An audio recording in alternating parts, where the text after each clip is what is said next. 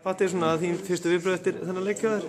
Já, bara hörkuleikur, frábær lið, Túnis líkamlega sterkir og spila öðruvísi bolta heldur en maður er oft vanur að spila á móti, en ég er bara ánægð með strákana og við áttum skilið 2, fengum 1, svo leikurinn er búinn, nú er það bara Íran.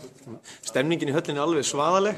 Já, það er miklu skemmtilegra, ég hefði samt viljað hafa fólki nær og kannski þetta eftirlitsmenn og þarna að færa þá lengst upp í palla og hafa frekar Túnis. Þá hefur verið ennþá meiri stemming, en já, þetta er þetta miklu skemmtilegra og ég vona bara að verði fleiri svona leikir. Þetta er miklu skemmtilegra stjórna líka. Já, tókst allt sem þú lagðir svona upp með í þessum leik?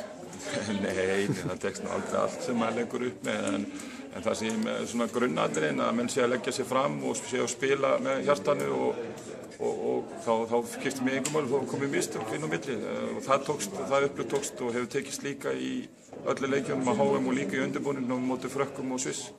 Hvernig eru væntingar frá austurríkismönnum landsliðsins, veistu það eitthvað? Jó, ég meina það er náttúrulega ekki þessi gigantíski áhugi eins og er heima á Íslandi, en það er alltaf að verða meira og meira og það er mjög skemmtilegt að David Alaba, fótboltamaður hjá Bayern München, hann kíkti nú í klefan hjá okkur og sagði nokkuð góð orð og það er náttúrulega bara gaman að því að handboltinn, hann er náttúrulega ekki það stór í Austurríki, ekki eins og Íslandi og það er bara skemmtilegt og vonandi verður það bara meira. En það er nú skemmtilegur hópur þarna sem fylgir austurríska liðinu, stuðningsmennirnir.